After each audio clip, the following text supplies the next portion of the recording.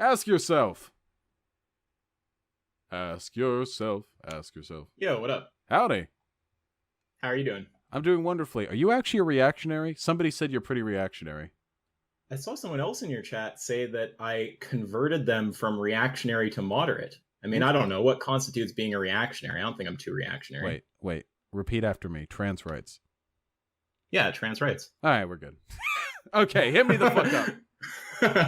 Yeah, I made a video actually debunking AIU's weird fucking trans inferences. Like, in fact, I'm not going to ramble about that. So, yeah, I'm gonna talk to you just about veganism for a minute or two. I think that we've got some mutual viewers who want me to attempt to ram a big green pill down your throat. Okay. How do you feel about that? Okay, I mean, this is up there with arguing on Holodomor denial. This is pretty much my favorite topic.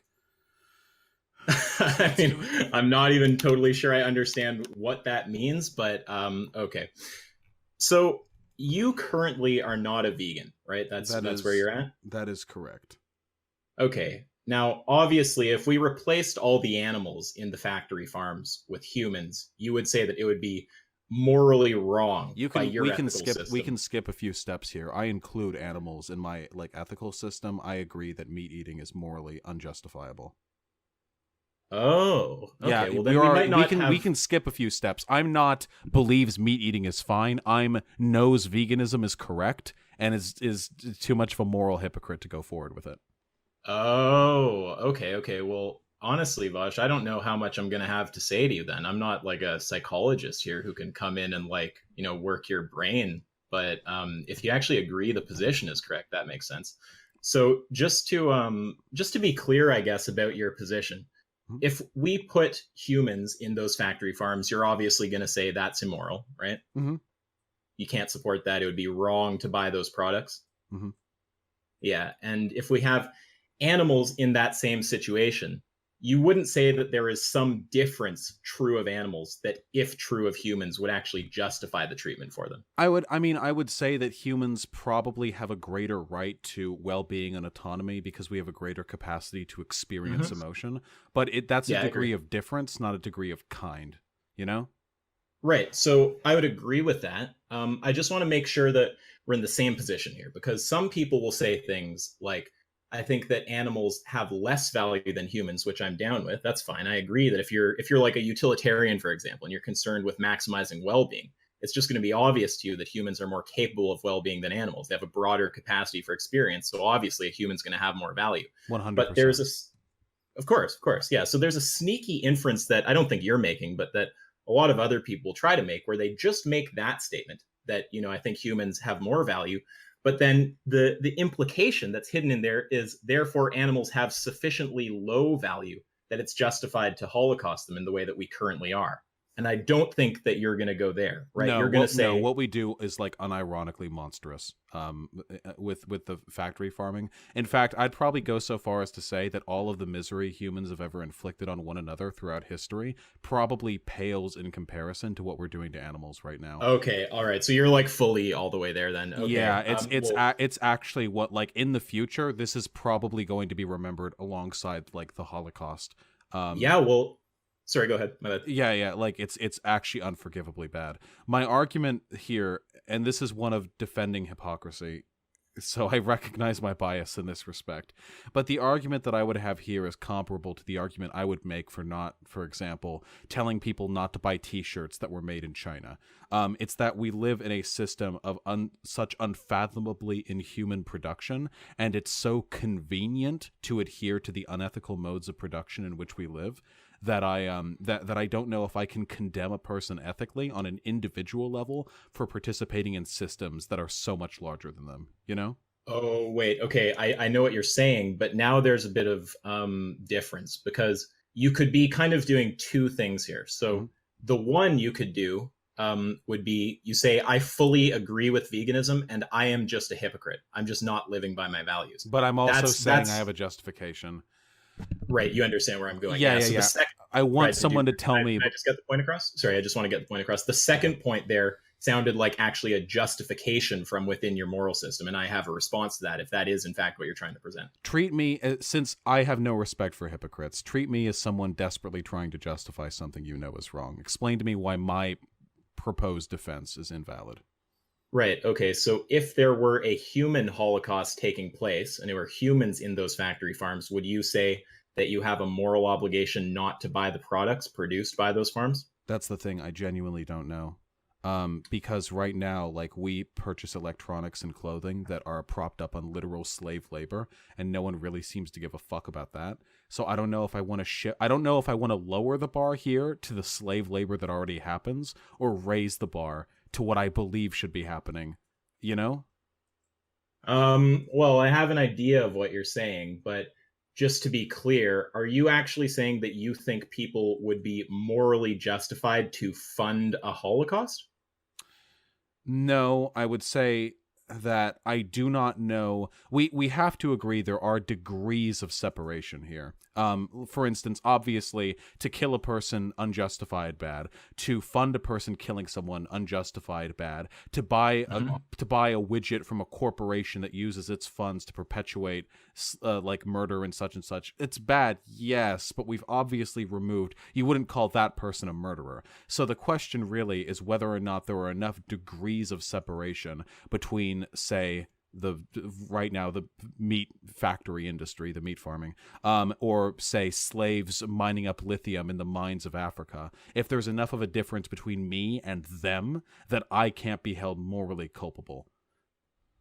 Yeah, so it just depends what position you're going to take, right? So where I'm going to have an issue is if you take an inconsistent, well, not it might not necessarily be inconsistent, but if you take different positions with respect to whether it's ethical to fund this if it's humans or animals, and there's not some meaningful separating factor there. Now, if you're going to take a position like capitalism is so bad that it's fine to fund a Holocaust, I'm not going to tell you that you're inconsistent to say it's also fine to fund the animal Holocaust.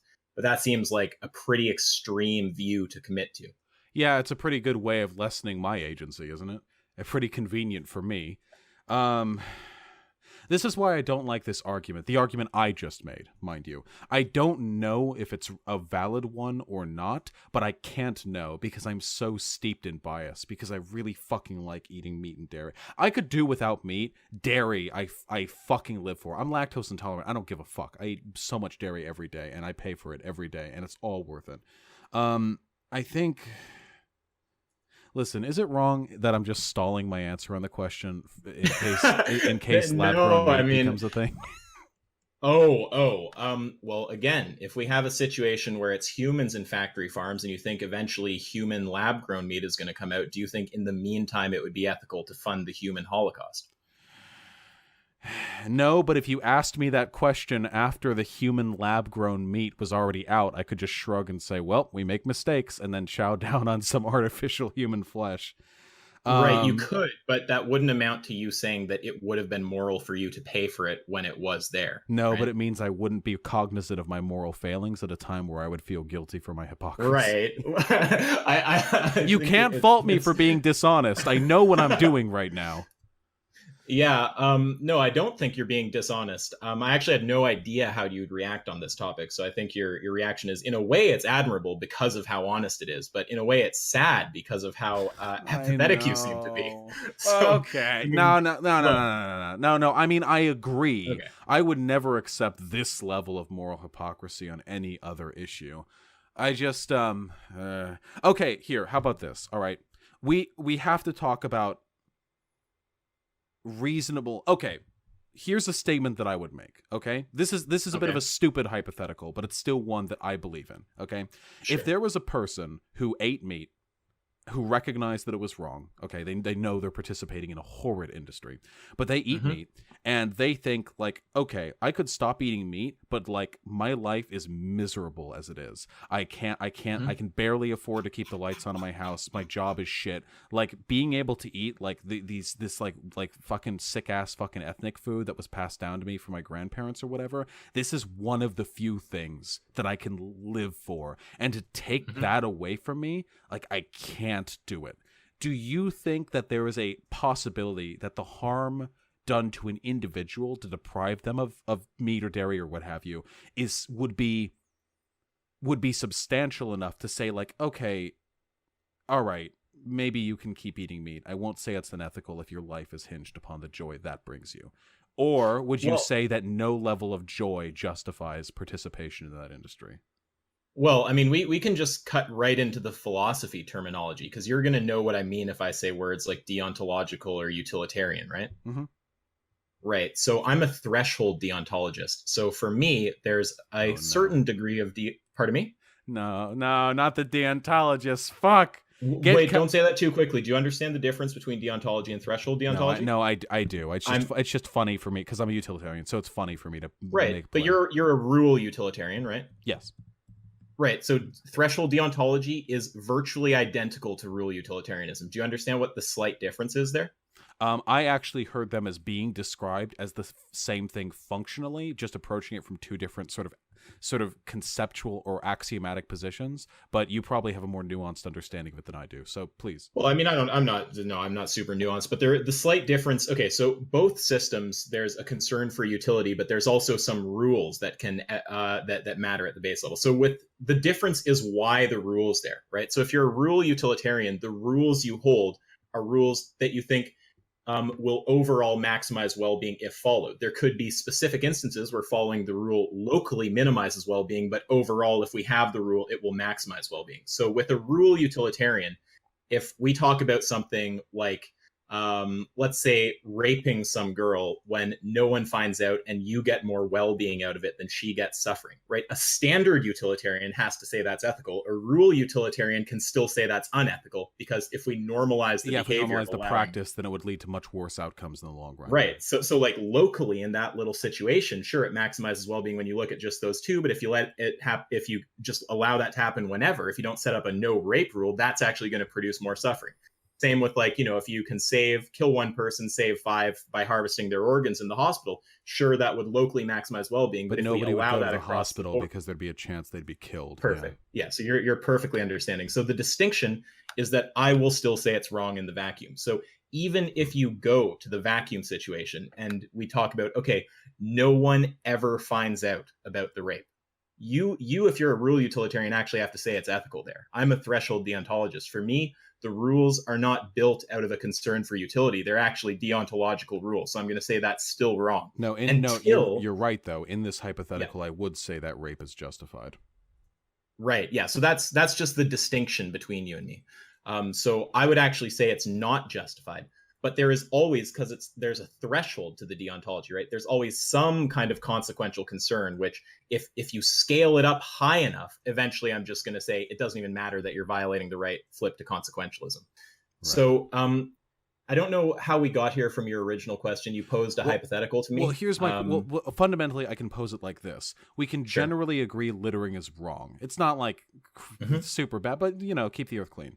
However, if we posited some circumstance where littering is the only thing that brings joy to a person's life... Oh, okay. I remember the hypothetical. Right. I can just respond to it now. So basically, on utilitarianism, you're just going to say, look, it's just going to come down to a well-being calculation.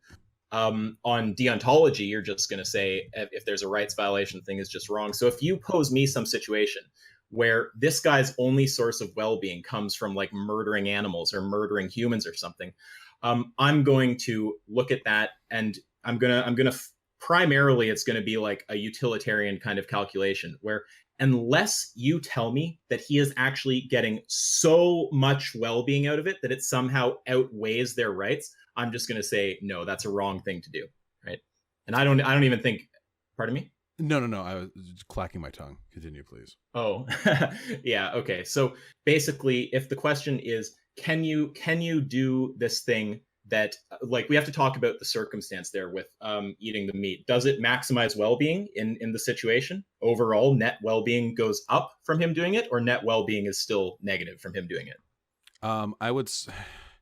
I mean, if it was like him personally, like manning the factory farm, then obviously it would go down. But in the instance of like buying a packet of chicken from the store that would have gone to somebody else's home either way, because the flexibility of sales, not buying chicken doesn't necessarily decrease the amount of chicken that gets bought, at least not on an individual level. Obviously, on like a broader level, veganism has affected how much meat gets sold, but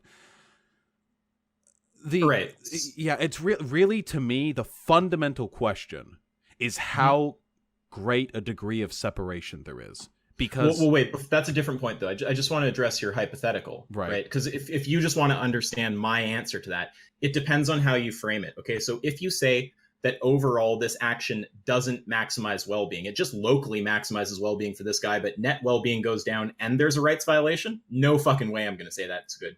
If you say it maximizes this guy's well-being, so net well-being actually goes up from him eating the meat, but it just slightly goes up, I'm still going to say no. If you say net well-being goes up to some massive degree, then I'll say that outweighs the rights concern. What would you say about littering? It depends how you frame the hypo. For example. I don't understand. Oh, if a person could live a happy life in which they litter, or a mediocre life in which they did not, you would agree in that instance that their littering would, in that case, probably be justified? It just depends on its effects on well-being. So if you say that the littering causes net well-being to go down, then I'm probably going to say no to that, right? If you say that net well-being actually goes up from the littering, then, and I also don't think littering is a rights violation, then I'm going to just be in the realm of saying that guy should litter. But I also think, unless there's something unsatisfactory to you about that answer, I just want to take it back to the core point. So it's not unsatisfactory. Satisfied with that, the core point for me, and this is why this is important to me, is because I have always been an advocate for the idea that there is no ethical consumption under capitalism. That no matter what you do, the effort of desperately trying to find the right brand or the right company that produces their goods in the most ethical way will do nothing but strip you of money and time. It's also a misattribution of goals. You shouldn't be looking to live the most ethical life under capitalism. You should be looking to end the unethical system in which you're trying to make these choices. And that question does tie in to factory farming. Because right now, if we apply the exact same threshold deontological standard that you just applied towards a person eating meat and participating in a horrid industry, I could say the exact same thing about, again, wearing clothes made in sweatshops or using electronics with lithium mined by slaves. These systems, the sweatshops and the slavery, probably not nearly as bad on like a total well-being scale as factory farming, just in terms of the total amount of harm being done to living sentient creatures. But I still think they're applicable in at least in an exampled sense. Is the personal well-being, the individual well-being that I get from the convenience of being able to wear and use whatever I want, basically, is that overruled by the broader institutional harm that I am doing by buying these electronics and buying these clothes and indirectly supporting the slavery and the sweatshopping that goes on in the developing world?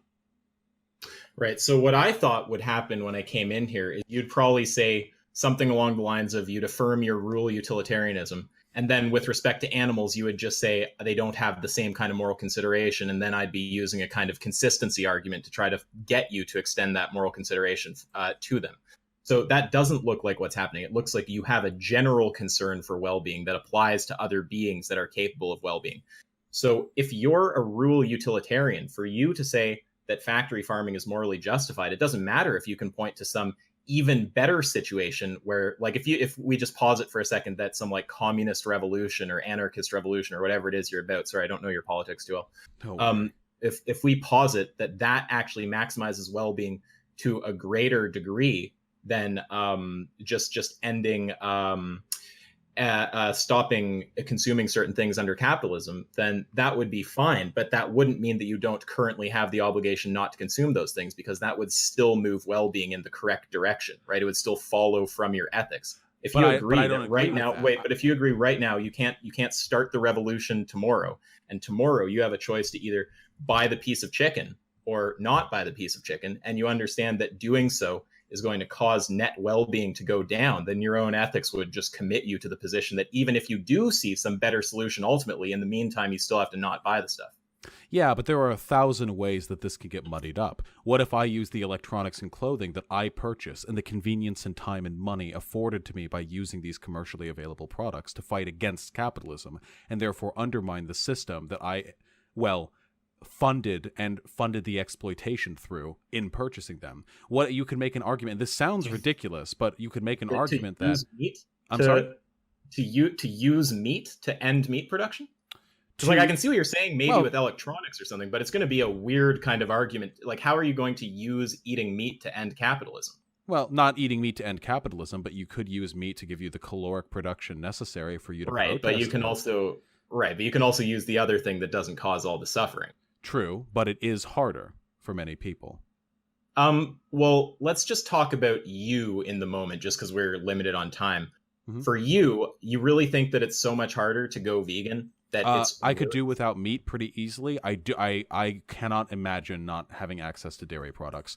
I have tried your vegan food. It disgusts me. I am a fat boy. I do not know how well I would do over. I feel like it would make me cranky and miserable. But if it's the ethically just thing to do, that's not really a fair argument. Well, here, let's try to, because I know you're on hour like 6 or something here. So let's try to, I guess, wrap it up, because I'm sure that you're getting beat. So I just want to talk just about the ethics for a bit more, and then I just want to talk practically about you being vegan for a second. So just with respect to the ethics, unless you're actually going to take the position that if it were a human holocaust happening, it would be okay to support it because capitalism is just so bad that it's not going to make a difference, I think that you're going to have a hard time justifying the animal holocaust. So just to be totally clear, your position, if it's a human holocaust happening, and you buying those products supports it, do you have an obligation to not fund that? Just a yes or no to that. Under my present ethical system, no. I think there are enough degrees of separation that we are not culpable for the funding of that industry.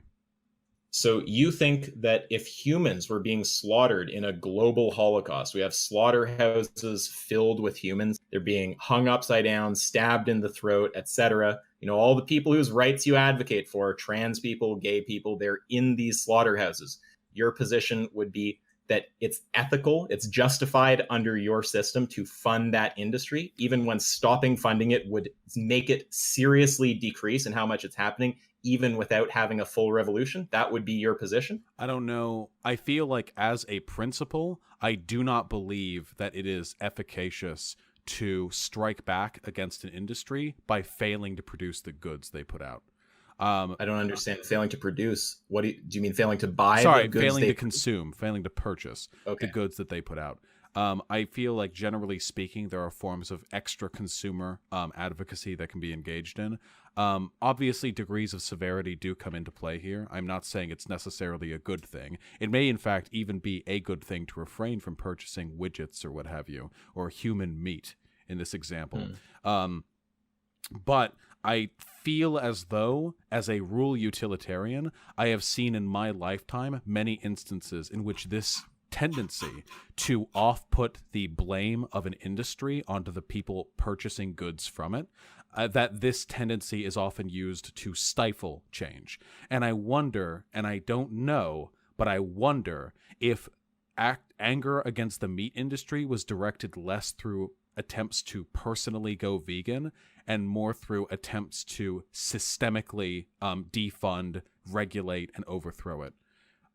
Well, I mean, I'm actually fine with a top-down approach too. I think that it's totally fine to legislate against it. Like, if there are humans in there, I would just say we should make it illegal, right? I hold the same position with respect to animals, but I still don't think that that would justify purchasing it in the meantime. Because, look, you can say that there's going to be however many other problems with capitalism, and I might very well agree with a lot of the problems you raise, but there's no doubt that we would not have the same kind of just wholesale global holocaust of, you know, trillions of beings if there were no demand for those products. Like, there's no way that you're going to seriously sit here and tell me that the industry would be just the same if no one was purchasing the products. No, only if I wouldn't be purchasing the products. That would have no effect on the meat industry. Right, but you're just one of many people, right? If you want to be like a free rider is kind of like the position you're talking about there? No, I just think advocacy is more effective when it's being done outside of the demand by consumers. I don't think there's any likelihood or any possibility of getting the vast majority of people off of their meat diets. It's very deeply ingrained into some people's culture. Americans love their fucking burgers. I think that a broad, top-down, systemic approach towards destroying the meat industry might be a more effective way in the long run. Or increasing the price of meat production so much the vast majority of people can't afford it. That would also be a very heavy tax. Okay, so just for the sake of argument, because my whole thing that I do with vegan run a consistency argument, right? Because usually people say it's wrong to fund this if it's humans, it's okay to fund this if it's animals. Now, you're taking the position that it would be okay to fund it if it's humans. So I don't want to even talk about animals anymore. We'll talk just about the human Holocaust, right? Mm-hmm. So if there's humans being holocausted in this just like global mass murder and all these factory farm stuff, you're taking the position that it would be fine to actually fund that, even though not funding it would cause it ultimately, if enough people did it, to go away, or even if less people do it, just to decrease it, right? Yeah, because I don't believe there's ethical consumption under capitalism. Right. Well, I mean, I have to hold that position. If I believe that consumer rejection of unethically produced goods is an effective and ethically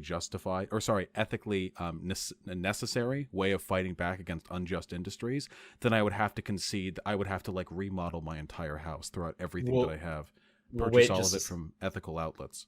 Well, 1 second. The thing is, though, that you have to buy food either way, right? So you're going to be buying food either way.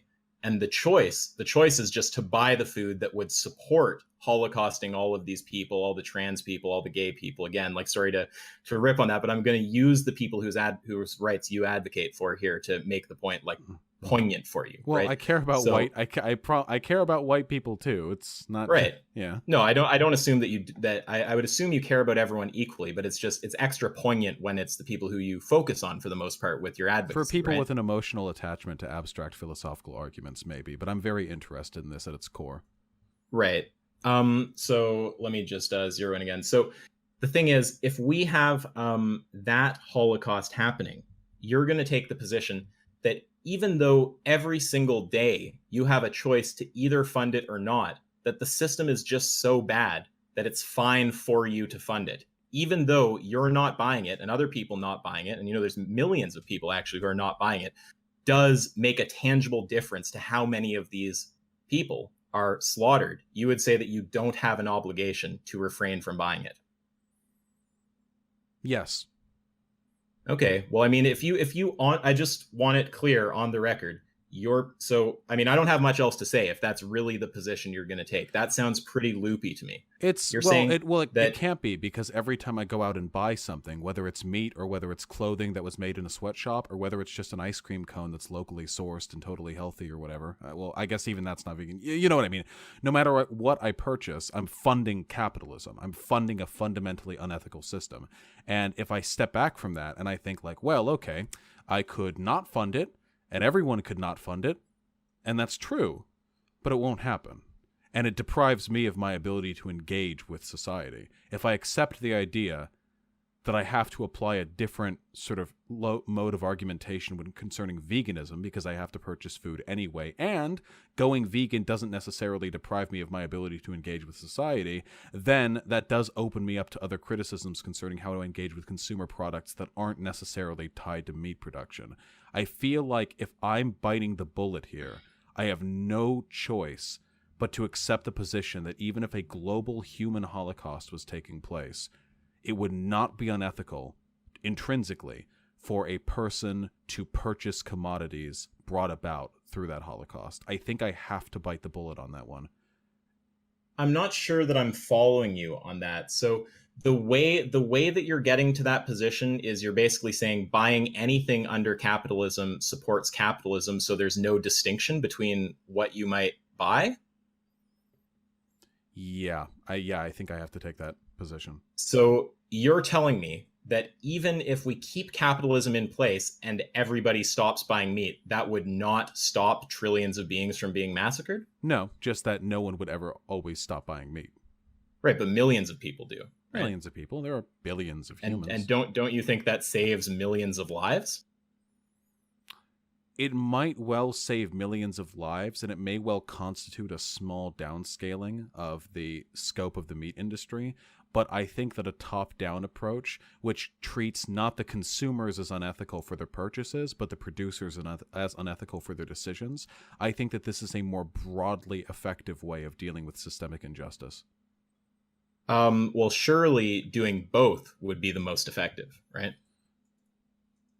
That is a possibility, but I would make the argument then that I could be poss- advocating on YouTube, and I could also be donating all my excess income to a charity to help homeless people. Right, but wait, but here's a subtle difference though. With the meat, no matter what, there's a certain amount of your time that's committed to buying food, and you can just repurpose that same time. Right? It's not like you have to go out of your way and use time that you would otherwise be able to put into some more effective thing. Because there's a kind of argument you might be able to make if you say, look, I have two choices. One is more effective and the other isn't. I'm going to do the one that's more effective. That might fly if you didn't already have to spend a certain amount of time every day or whenever you go shopping, right? Yeah, but I have to shop either way. Right. You have to shop either way. So why not use that shopping time to not fund that Holocaust? Because for the same reason that I don't believe it necessary to donate all of my excess income to charities, I don't think that it's fair to tell a person who's taking steps towards making a world better that they also have to deprive themselves of things which make them happy as a sort of secondary, sort of tangential approach towards meeting the same goals. Well, wait. So are you in fact a utilitarian? Yeah, are you gonna make the utilitarian case to me that that it has no impact on well-being for people not to buy these products? No, I'm going to make the rule utilitarian case that I believe that the total amount of well-being in this world increases if we rhetorically shift our focus as people who are critical of the meat industry to address in an institutional level the propagation of their product, rather than arguing amongst one another as to the efficacy or the ethics of consuming meat on an individual level. Wait, but the only thing that's required on my case is that it's better for well-being than what you're currently doing, right? Yes.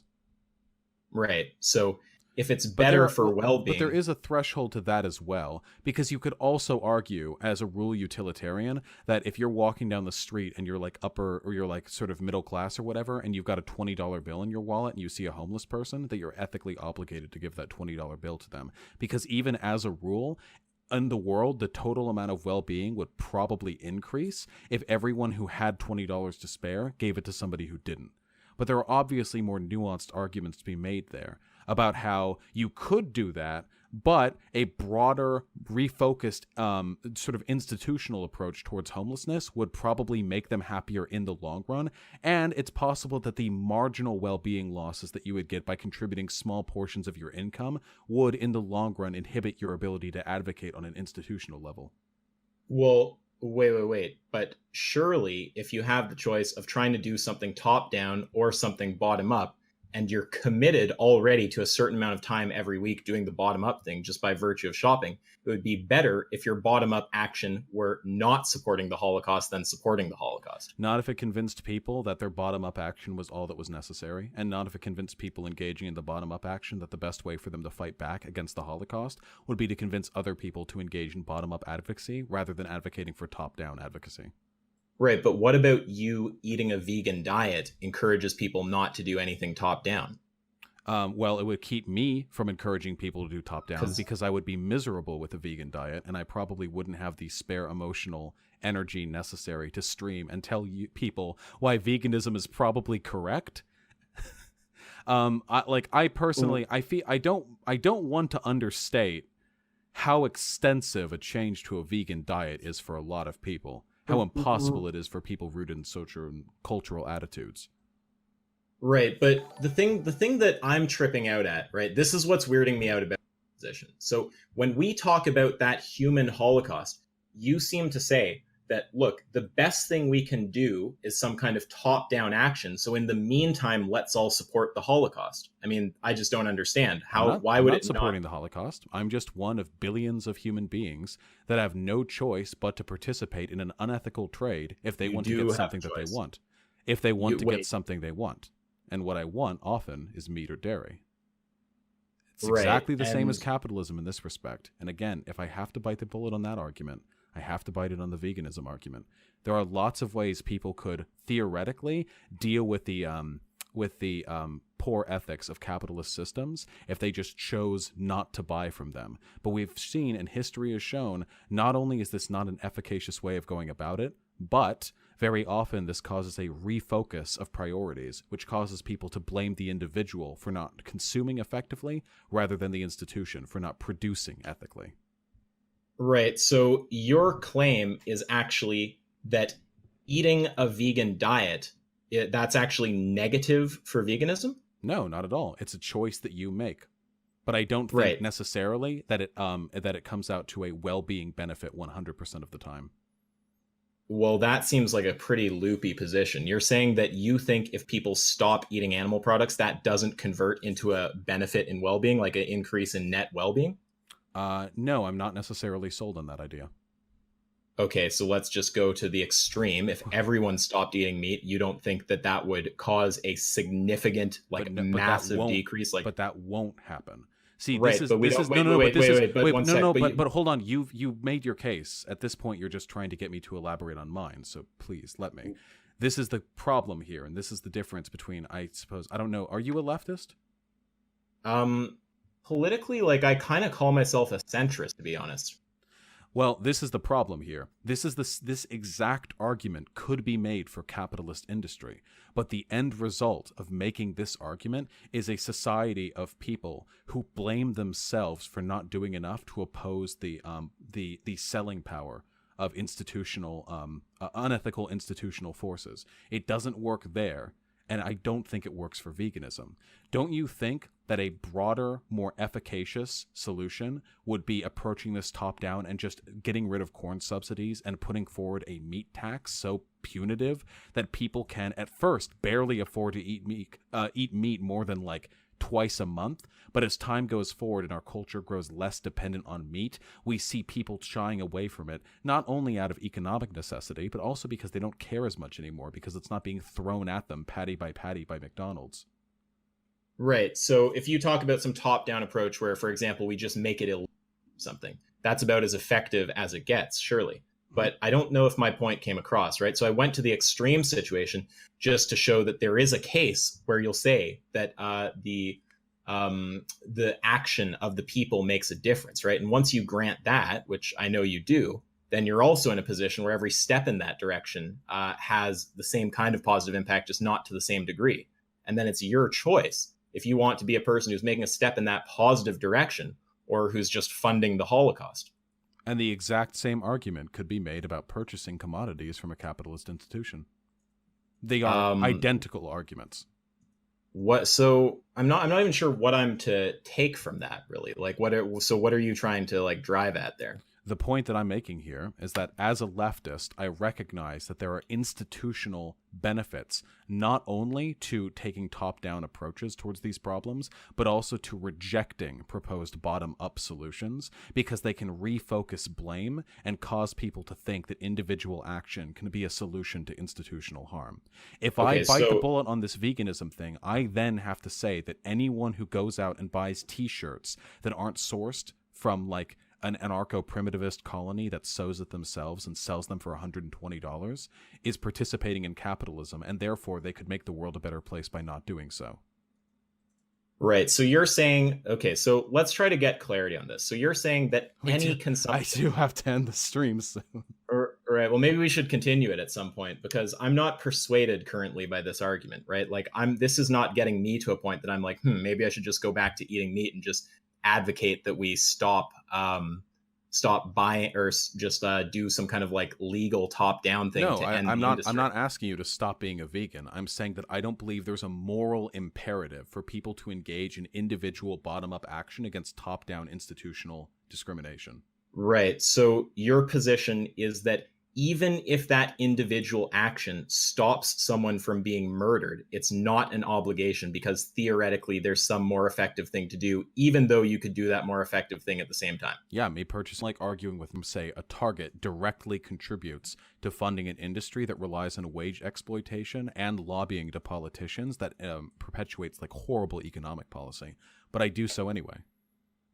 Okay, but wait. Well, see, now I'm conscious of taking up all your time. Go. But when you're talking about okay, so the fundamental thing that I'm having a hard time getting around, right, is it seems like on your position, you're saying that it's justified in the meantime to actually pay money for people to be stabbed in the throat, right? I'm not seeing how that's the case. It seems again, in the same way that it's justified for me in the meantime to go out and buy a TV set from a corporation that steals wages from their employees, steals excess labor, and then has all of that shit constructed over in China to people who have suicide nets placed outside their fourth floor sweatshop. These arguments are identical to me. Well, I mean, I think that I'm not sure if they're actually identical. So you think, for example, that it's wrong to like buy a t-shirt or something. If I just go to like Walmart and buy a t-shirt, you think that that's like in the same ballpark I'll put it this way, okay? In a couple streams ago, I said that owning child pornography and buying a t-shirt are equally immoral actions. Okay, this is how hard I come on the consumption of unethically produced goods argument. Yeah, I mean, I guess that where we're just stuck, right? The thing that's just not doing it for me is you seem to be providing a justification for actually funding the murder in the meantime. I don't think it's justified to fund the murder in the meantime. I think even if we agree that there is some theoretical state that's better, right? I don't think that in the meantime you're justified in paying for an animal to be stabbed, or a human in your case, to be stabbed in the throat. But you haven't explained to me then why you believe that this is true, but you don't believe that people should apply the same standard towards buying commodity goods made under a capitalist system. Well, it's an internal critique, right? I'm talking about your position. Well, but So exactly, but I don't do that either. So if I don't do that, I can't take a different approach towards veganism without being a hypocrite. Right. I'm not sure that I actually agree with that. I don't know that. What is the thing that makes them analogous? The fact that in both instances there is a wildly unethical institutional system which you can challenge either by going out there and engaging in top-down advocacy or by personally abstaining from the products of that industry. Okay. Yeah, I mean, I don't really know what to say. It's not landing. You do realize, by the way, that we're on the same team. If I ever had the institutional power to do so, I would annihilate the meat industry and strike it clean of this earth, so no one could have any. I believe in everything that you believe in. The only difference is I don't believe we have an ethical obligation to personally abstain from the products of unethical industries.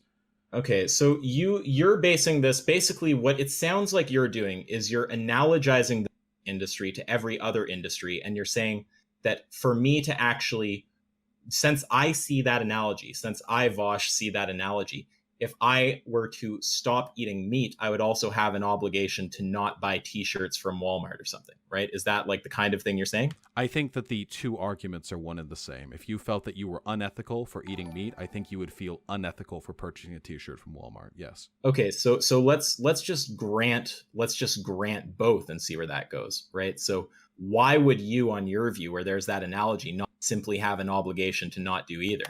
Because A, it would remove us from society effectively, especially if we're dealing with capitalism. I'll bite the bullet on this. Capitalism is a lot more all-consuming than the meat industry, and it's easier to avoid eating meat and dairy products than it is to avoid capitalism. But the broader problem, as I see it, is that this refocuses the issue of blame and causes people to believe they're engaging in a moral deficiency by failing to keep from funding an industry, rather than encouraging people to go out and address systemic change. Right. So let's just be clear. I do have to go on. I feel like we have incomparable positions in this respect. This isn't something that I'm opposed to discussing in the future. Okay, well, yeah, we can do that at some point, because I'm just kind of trying to feel out your position here, because it sounds to me roughly like what you're saying is all consumption is roughly equivalently unethical under capitalism. So if I were to not buy meat, I'd also have an obligation not to buy shirts or participate in the economy at all. And that leads me to just be like removed from society. And the consequence of that seems to be so negative that it's actually a bad thing. That's like the basic kind of position that you're taking. Yes. I believe the Okay, only so I reason why guess- veganism specifically has gotten this abstinence movement going about it is because it's trendy. I don't think there's anything special about what's going on with animals right now that justifies them being deferred to a special type of exemption with this whole veganism craze. We don't see this going on with people who abstain from purchasing consumer goods to participate in wage slavery or what have you. Okay, so that's I not to guess say what- it's wrong. I only think that it falls within the same category and that neither are moral imperatives. Right. So I think this actually follows on your view. I think I actually understand what you're saying, because I think that if you do actually believe that buying a shirt or something is equivalently morally wrong to buying meat, then you'd just be able to say, if I should stop one, I should stop the other. And then if you think the consequence of everyone not participating in society is actually more negative than whatever we currently have going on, then you're going to be justified, right? So I think I see the logic of what you're saying now. So I think now the thing that, unless I got something wrong there, isn't that what you're saying? No, principally, yes.